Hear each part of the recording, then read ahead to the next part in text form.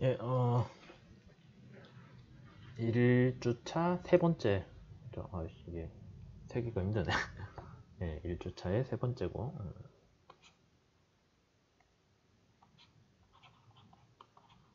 1주차 1강 세 번째 수업인 거죠.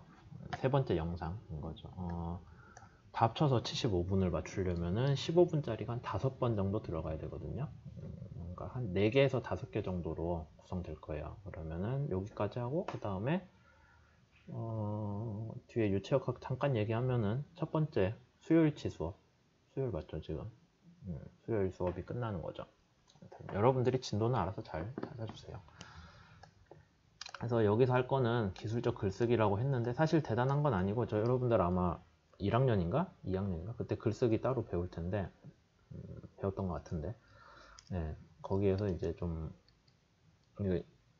중요한 얘기들만 추렸습니다. 뭐 그렇다고 해서 대단하게 막 이거를 오늘 이 15분도 안 될 수업을 들으면은 뭐 글쓰기에 대한 그런 인생 지침이 확 바뀐다거나 그런 건 전혀 아니고요. 그냥 대충만 알아두시면 돼요. 그러니까 제가 과제 평가할 때 이런 걸 위주로 본다 라고 이해를 하시면 되겠죠.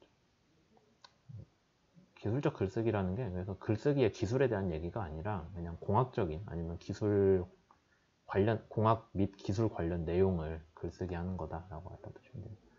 이제 여러분들이 아까 앞에서 책을 돈 주고 사라고 했었지만 그거랑 비슷한 얘기인데, 이제 표절을 하면 안 돼요. 당연한 얘기인데, 그럼 여러분들이 표절이 뭔지를 알아야 안 하죠. 그래서 표절에 대해서 설명을 쫙 드리려고 합니다. 표절의 뜻은 뭐냐면 자기의 저작물이라는 거. 그러니까 내가 썼다라고 어디다 내놓을 물건 안에 내 거나 남의 거에 기존의 저작물을 썼는데 어디서 가져왔는지를 밝히지 않은 경우예요. 그러니까 여러분들 보고 숙제를 해와라. 뭐 예를 들자면 어떤 게 할까요?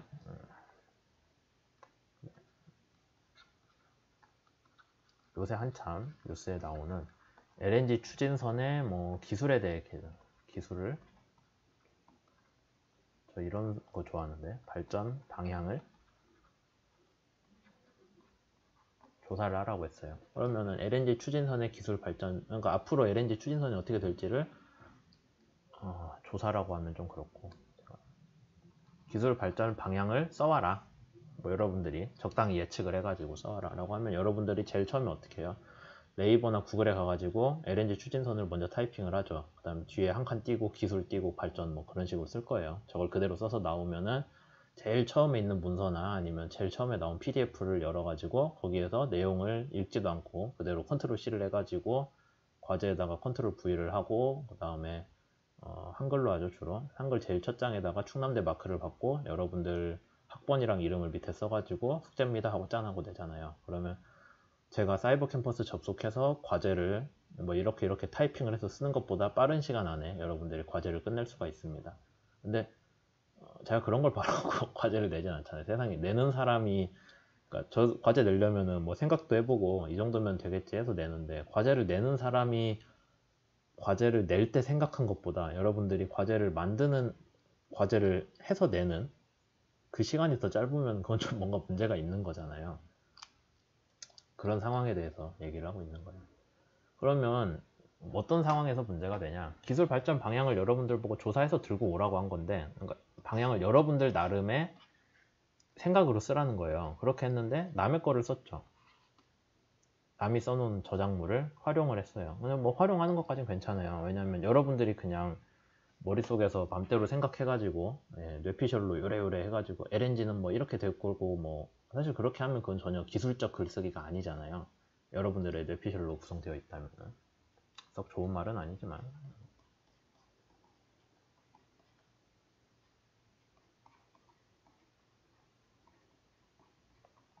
그래서 최소한의 근거가 있어야 돼요.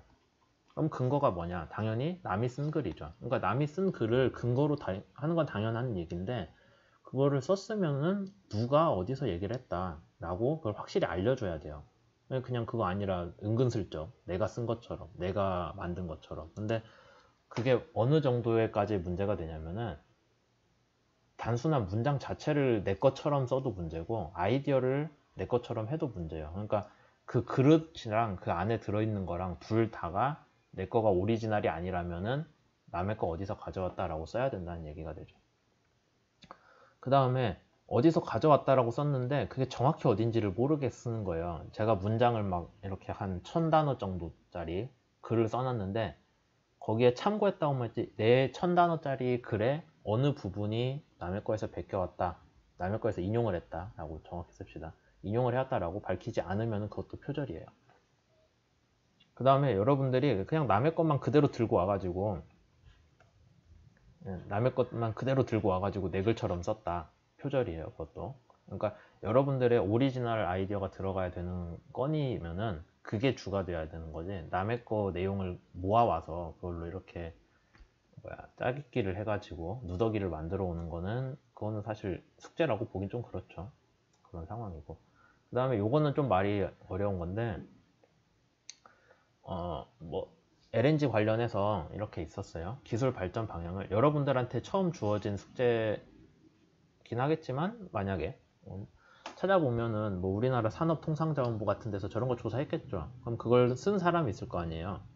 뭐 산업통상자원부에서 돈을 주고 누굴 시켰거나 아니면 거기 공무원이 썼거나 LNG 추진선은 요래요래 될 거다라고.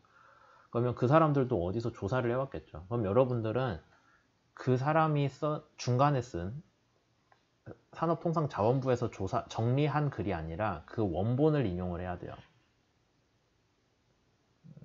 말이 좀 어렵긴 한데. 그러니까 여러 가지 소스가 있으면은 거기에 대해서 누가 모았겠죠. 정리를 한 글이 있을 거예요. 그럼 여러분은 여기서 얘를 가지고 요것만 가지고 놀 게 아니라 요거 하나하나에 대한 인용을 해줘야 된다라는 거죠. 뭐 그렇게 돼 있는데 실제로 숙제 평가하는 입장에서는 중요하게 보는 거는 요거랑요. 출처가 있나 없나, 출처가 정확히 표현됐나 그 정도 위주로 볼 거고 너무 많이 인용을 했더라도 그거는 여러분들의 숙제로 평가하기 좀 그렇겠죠. 누가 여러분들이 인터넷 검색 능력을 보기 위해서 숙제를 내는 게 아니잖아요. 이렇게 돼 있습니다. 그러면 이제 좀 더 상세한 표절의 정의를 보자면은 한국학술단체 총연합회 연구윤리 지침이라는 데서 끌고 왔어요. 표절이라는 거는 여러분들이 알고 했건 모르고 했건 되게 중요해요. 알고 했건 모르고 했건 일반적 지식, 그러니까 여러분들 교과서에 나온 책 말고 베르누 이케이션 말고 누군가 베르누 이케이션에 대해서 좀 더 정리를 해가지고 어느 특수한 경우에 적용될 수 있는 베르누 이케이션을 냈어요. 그런 아이디어가 있겠죠. 거기에 대한 논문도 있을 수 있고 그거를 적절한 출처 없이 여러분들이 슬그머니 여러분들 내용에 녹였다 하면은 표절입니다. 그 다음에 그건 남의 거를 가져오는 거고요. 내 거를 다시 가져오는 것도 중복 게재라고 해서 원칙적으로 문제가 돼요. 이게 뭐냐면은 내가 논문을 하나 썼어요. 근데 요거를 다른 데다 한 이 정도 파트를 뜯어 가지고 이거를 다른 논문에 그대로 또 마치 내 거인 양 쓰는 경우가 있다면은 그래서 또 지워지지. 요 부분을 잘라서 여기에다 그대로 붙여서 새 논문인 양 내는 것들도 원칙적으로는 중복 게재가 되는 거죠. 그러니까 한 번 끝난 일은 끝내야지 거기에 대해서 뭐 또 다시 다른데 이렇게 쓰고 뭐하고 하는 것도 문제가 된다 라는 부분은 새로 있어요. 뭐 좀 쓸모없는 얘기긴 한데 그래서 한참 막 유행하던 자기계발서 그런 것들 보면은 논문은 아니지만 이게 한 사람이 글 하나 써놓으면은 거기서 또 자기 딴에 좋은 내용들 모아서 또 다른 자기 개발서를 쓸 때 거기다 또 집어넣고 그런 식으로 하거든요. 중복 게재죠, 일종의. 그 다음에 표절로 인정되는 경우랑 인정되지 않는 경우가 있는데 뭐 여러분들이 숙제 내는 입장에서도 표절에 신경을 써야 되는데 나중에 밖에 나가서 졸업하고 나가서도 표절은 되게 중요한 문제예요. 여러분들이 꼭 학계에 남지 않더라도 뭐 어디 회사에 가서 뭐를 쓰는데 거기에 대해서 그러니까 적어도 표절을 안 하긴 하겠죠. 돈 받고 하는 일이면 표절을 안 하려고 하겠지만은 남의 걸 이용해 왔을 때 제대로 인용을 안 썼을 때 제대로 인용을 표시를 안 했을 때 걸리는 문제들도 있거든요. 그래서 좀 표절에 민감하게 생각을 해야 됩니다. 그래서 표절로 인정되는 거 당연히 출처 표시 없으면은 표절. 그 다음에 다른 형태로 슬그머니 바꿔서 적절한 출처 표시 없이 아이디어나 아니면은 문장을 가져왔을 때 문장, 표, 그림 뭐 그런 것들을 그냥 막 가져오면은 표절이고요. 인용이 안 되는 거는 이미 교과서로 다 돼가지고 누구든지 아는 거 네비어 스톡스식이라거나 뭐 베르누이식이라거나 그건 여러분들이 얼마든지 써도 당연히 알려진 거잖아요. 학교에서 심지어 선박해양공학과 4년을 나오면 이건 꼭 알아야 된다라고 하는 아이디어들 있잖아요. 그거는 독창성 문제가 아니에요. 그래서 걔는 표절이 아니고. 그 다음에 이거는 우리 분야에서는 잘 안 쓰는 건데 콜라주라고 해야 되나? 어디서 잘 떼와가지고 그것만 잘 나열을 해놔서도 새로운 뭔가 가치가 있는 그런 걸 했다. 그러니까 뭐 예를 들자면은 저기 유튜브에서 누구누구 동영상 클립들을 모아가지고 내가 새로 편집을 했는데 그 자체로도 의미가 있게끔 편집을 했다.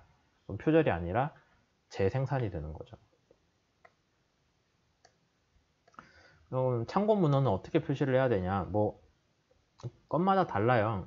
여러분들 어디에 내냐에 따라 다른데 기본 내용은 기본 원칙은 있겠죠. 원칙이 뭐냐면은 내가 인용한 문장이 어디인지를 반드시 표시를 해야 돼요. 그러니까 그냥 여러분들이 줄 글을 쭉 써놓고 제일 밑에다가 그냥 어디야 출처 보고서 제일 끝에 출처 어디 .com 뭐 이런 식으로 쓰잖아요. 지금까지 아마 시험 보고서 내려가면 그랬을 텐데 그렇게 하면 안 된다는 거예요. 정확히 어디를 뭐 큰 따옴표로 하시든 작은 따옴표로 작은 거였던 것 같은데 하여튼 따옴표로 해서 어디가 정확히 인용된 부분이다 라고 밑에 써주는 거예요. 이 문장 전체에서 인용된 부분이 일부 있을 수 있습니다. 그런 식으로 쓰라는 게 아니라요. 그 다음에 또 중요한 원칙은 뭐냐면은 그럼 이 출처를 봤을 때 그 독자가 찾아가서 원문을 확인을 할 수가 있게끔 가이드를 해줘야 돼요. 그냥 제목만 덩그러니 쓰라는 게 아니라 이 책의 몇 페이지 아니면은 이 논문 그러니까 이 논문에 언제 썼던 어떤 논문 그런 식으로 이 사람이 찾아갈 수 있게끔 해줘야 됩니다. 그냥 단순히 뭐 구글 검색에서 찾았다 그런 식으로 쓰면 안 되는 거죠. 그 다음에 이거랑 관련해서 중요한 게 인터넷 자료들이 있거든요. 뭐 여러분들이 여태까지 보고서 쓸 때 열심히 베꼈을 위키피디아 같은 거. 위키피디아는 원칙적으로는 참고 문헌으로 쓰면 안 돼요. 왜냐면은 누구든지 수정이 가능하기 때문에 수정을 한 버전 그러니까 여러분들이 뭐 위키피디아에서 LNG 캐리어, LNG 선을 검색을 했다. 그 내용을 참고 문헌으로 쓰잖아요. 그럼 제가 그 평가를 할 때, 숙제 평가를 할 때 들어가 보면은 그 뒤에는 뭔가 수정된 버전일 수도 있어요. 여러분들이 참고한 버전이랑 제가 가서 확인한 버전이 달라질 수가 있거든요. 그런 문제가 발생하기 때문에 참고 문헌을 원래는 인터넷 페이지를 쓰면 안 되고요.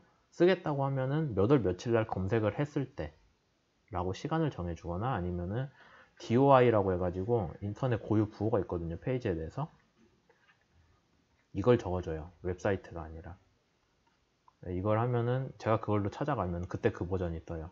아무튼 그런 것들이 있습니다. 그래서 여러분들이 숙제에서 참고문헌 쓸 때 이거 두 가지 꼭 신경을 써 주셔야 되고요. 참고문헌은 어떤 식으로 표시를 하냐면 앞에서 설명했죠. 사람들이 찾아볼 수 있게 저자명, 연도, 출판물 정보 그러면은 뭐 책 제목, 발행사가 어딘지 발행사가 어디 있는지도 써요. 일반적으로 그렇게 돼 있고 인터넷 자료는 수시로 수정되기 때문에 주소와 검색 일자를 쓰거나 DOI를 따로 써줘야 된다 라는 게 있고요. 벌써 13분이네요. 빨리 하고 끝내야죠. 이제 마지막으로 글쓰기 전략인데 사실 이거를 제가 여기다 쓰는 거는 조금 여러분들한테 다시 와서 뭐 더하기 빼기 아니면 구구단을 외워볼까요? 그런 수준이거든요. 근데 그럼에도 불구하고 여기다 쓰고 있는 이유는 저번 학기에 숙제들을 좀 봤었는데 여러분들은 아니겠죠. 뭐 저기 개론 2학년 1학기 개론 수업이나 4학년 1학기 종합설계 수업인데 봤더니 이게 좀 그렇다 하는 숙제 글들이 꽤 있었어요. 뭐 전부 다는 아니었겠지만 그래서 좀 여러분들이 숙제를 할 때 글을 한 200단어 이상? 200단어 이상이면 A4 용지로 한 반절쯤 될 거예요. 반절 안 될 수도 있고 3분의 1. 그걸 쓸 때 어떤 식으로 써야 되냐면은 이거 되게 중요한 거예요. 제발 이렇게 해야 돼요. 우선 여러분들이 무슨 얘기를 할지를 한 문장으로 정리를 해야 돼요. 그러니까 정리가 안 된 상태에서 글을 쓰면은 이리 갔다 저리 갔다 막 그렇게 돼요. 그러니까 여러분들이 우선 논지를 정리를 해야 돼요. 무슨 얘기냐면 어떤 질문이 주어졌을 때 거기에는 한 문장짜리 답을 여러분들이 자료조사도 하고 여러분들 나름 생각을 잘 정리를 해서 문제에 대한 답을 딱 마련을 우선 해놓고 그걸 가지고 문장을 쓰는 거예요. 그래서 한 문장으로 먼저 정리를 하는 거. 그러니까 여러분들이 나는 이런 얘기를 하고 싶어. 그 다음에 그걸 한 문장으로 정리하면 이거야 까지 하는 게 글을 쓰기 전에 끝났어야 돼요. 근데 여러분들 뭐 숙제 내면 그렇게 잘 안 하죠. 한 문장으로 안 하잖아요. 막 처음에 뭐에 대해 쓰라고 하면은 막 시험 문제 그대로 다시 한번 쓰고 뭐는 어쩌고 저쩌고 해가지고 그렇게 하는데 그러면 안 된다라는 거죠. 우선 한 문장 정도 정리를 하시고 그 다음에 기술적 글쓰기, 기술하는 사람들의 글쓰기는 주제문으로 시작을 해야 돼요. 그러니까 여러분들이 뭐 얘기를 하자면은 특히 한국식 글쓰기라는 게 앞에서 이리 막 신나게 설명하고 그래서 결론은 이거다라고 하는데 여러분들이 그런 글을 들고 누구한테 가든 그 사람들은 그걸 안 읽어줘요. 왜냐하면 이제 여러분들이 뭐 물론 되게 뛰어난 사람이다 아니면은 뭐 되게 성공한 사람이다 라고 해가지고 무슨 짓거리를 하든 거기에 대해서 빨아주는 사람들이 있다면은 참고 끝까지 읽겠죠. 근데 여러분들이 나가서 글쓰기를 하면은 여러분들이 쓴 걸 제일 처음 읽는 사람이 누구냐면 자기소개서 썼을 때 그거 심사하는 사람들이나 되거든요. 그럼 그 사람들은 바빠요. 그러면은 끝까지 안 읽어줘요. 아니면 뭐 어디 가서 논술을 했다. 내가 어떤 건에 대해서 내 의견을 개진을 해야 된다. 면접을 가서.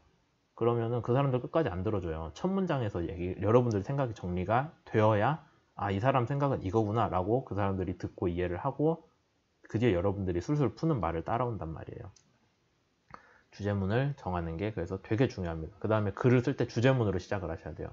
그 다음에 주제문에 대한 뒷받침으로 세부 문장이나 문단을 앞에서 논지를 정리한 근거들을 가지고 쓰는 거죠. 그러니까 여러분들이 주제문 쓰고 거기에 대해서 1 뭐이기 때문이다, 2 뭐이기 때문이다, 3 뭐이기 때문이다 이런 식으로 문장을 쓰라는 거예요.